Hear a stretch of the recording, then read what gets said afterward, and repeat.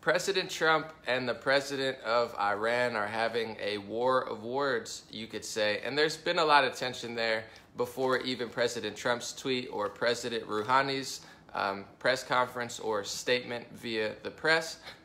You know, Trump has been very vocal about Iran. Trump has been very vocal about the Iran deal that the Obama administration, created or, instilled. And he's said that was maybe the worst deal in the history of the United States. He's spoken some very, very strong words about the Iran deal, and he's not a huge fan of Iran. Julian Assange, who we're going to talk about later, he also said that if President Trump can stop and prevent a war with Iran, that he deserves a Nobel Peace Prize. So Julian Assange, before they took his internet away, he always knew that the real test for the United States was going to be, the U.S. versus Iran, because there's a lot of tensions, a lot of built up dilemmas there. So President Rouhani of Iran reportedly said, "Don't play with the lion's tail or you will regret. America should know that peace with Iran is the mother of all peace, and war with Iran is the mother of all wars." If you want me to be completely honest, I don't think that's that much of a threat. So, President Trump, you're going to hear his response in a second, and it came via Twitter in all caps lock. Me personally, I don't see this statement as a threat. I'm going to read it again. He said, "Don't play with the lion's tail or you will regret.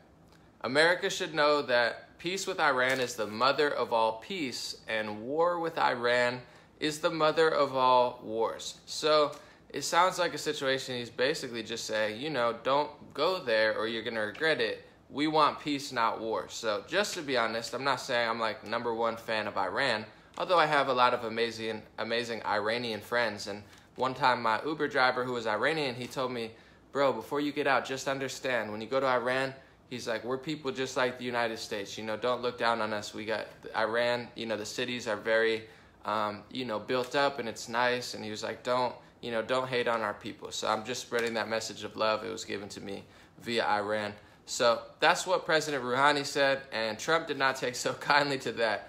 He said on Twitter, "To the Iranian president, Rouhani, never ever threaten the United States again." And I gotta just say real quick, once he says "to the Iranian president Rouhani," the rest of it's in caps lock. So you could go on Twitter and look at for yourself, or imagine Trump tweeting this in all caps lock.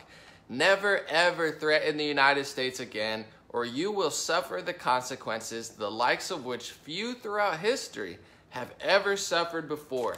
We are no longer a country that will stand for your demented words of violence and death. Be cautious!" exclamation point. So President Trump was not having those words. He took it as a threat, and he's letting Iran know, we don't have a president who's going to give you billions of dollars and, unfreeze, tens of billions of dollars of your assets. We're not playing around. And to be honest, I'm not really freaking out, because I saw President Trump use this aggressive Twitter strategy via North Korea, and it led to the biggest peace talks that we've ever had with North Korea. It led to a conversation with Kim Jong-un, which is revolutionary. It led to, South Korea and North Korea having historic meetings. It's led to the denuclearization. It's led to so many amazing things when it comes to North Korea and the United States. President Trump did the same sort of thing with Kim Jong-un, and everyone said, "Oh my God, he's going to start a war. Oh my goodness, President Trump's going to start a nuclear war with his Twitter and kill everyone." And then as soon as, the peace talks came around, and Kim Jong-un and Trump are standing there smiling, people then changed the topic from, "I don't want the world to explode in a nuclear holocaust," to, "Oh no, Trump's not allowed to talk with him because he's a dictator." So it's like, you can't really win with the haters. And I do agree this is pretty wild, but people have to understand as well that President Trump, his Twitter account is really, he loves it so much because it's the direct contact. When you read it from the Twitter account, that's what President Trump says. That's what he's meaning. There's no The Guardian or Washington Post or New York Times or MSNBC or CNN to come in and be like, spin it and be like, "Here's what we said that he said." They'll still do that. Of course they're still going to report on the tweet, but it's a direct contact. It's, 140 or maybe 280 characters now.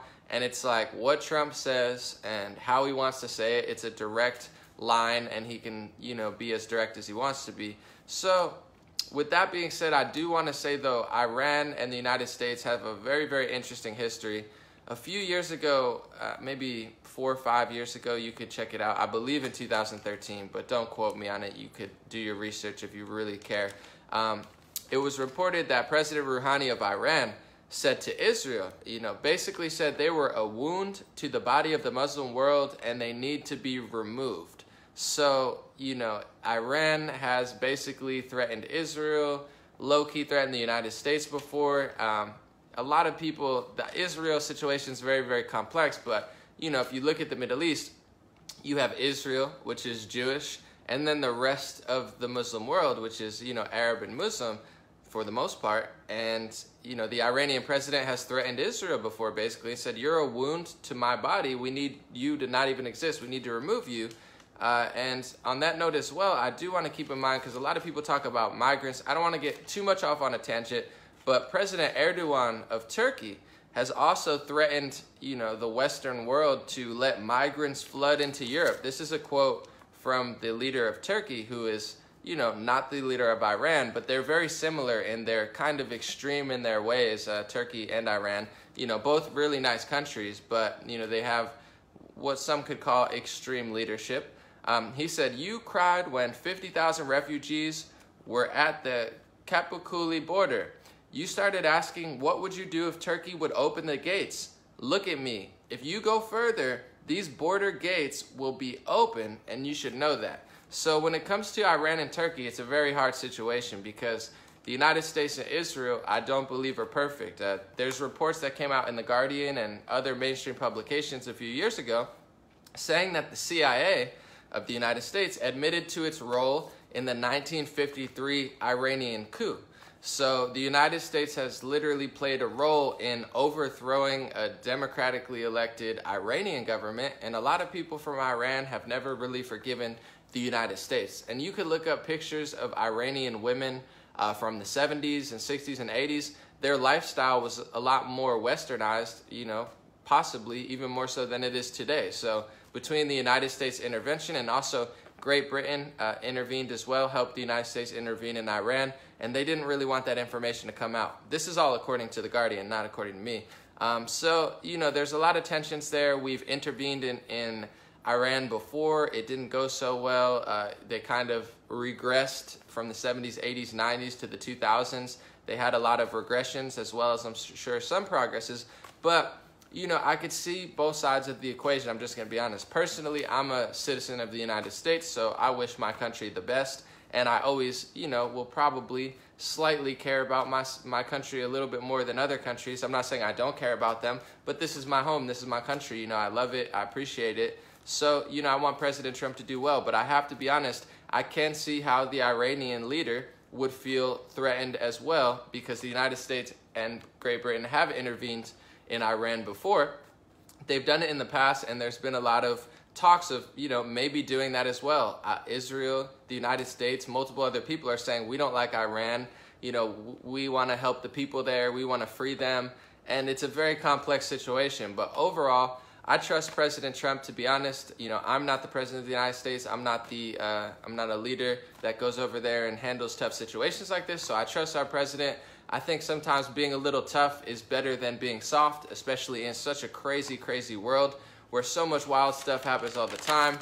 So I support the president. I know it's a little crazy to tweet out stuff like that, but there's been threats back and forth from these countries for a while, and Trump is taking a whole new strategy. Instead of giving money and a little more, kindness / weakness, he's going hard at it, but, sometimes that makes for a better deal. And there's actually already been progress. I'm going to talk about it later when we get to the White Helmet situation, where there's reports of, Iran, these are just reports, they're not confirmed yet, that Iran is going to leave many parts of Syria, if not all of Syria, and basically make some sort of compromise with Israel. So a lot of the times with Trump, the words are a little crazy and wild and hurtful, but the actions most of the time follow through and make for a better world. And with Iran and leaders like that, if we really want to achieve world peace, we can't have countries that don't even want other countries to exist. So it's very complex when you mix in religion and you mix in leaders that don't want countries to even be there in the first place, you know, I'm not Sway. I don't have all the answers. I'm just there reporting. That's the situation. That's the scoop with Trump's tweet. Rouhani, that's going to be a back and forth that everybody should watch. And I pray for Iran and the United States to find peace, because I do agree, you know, a war would be the mother of all wars. To be honest, I agree with the president of Iran. And I also agree with President Trump. If you cross that line, you know, you're going to regret it. He's not playing around. So hopefully both countries, for the sake of humanity, figure that out.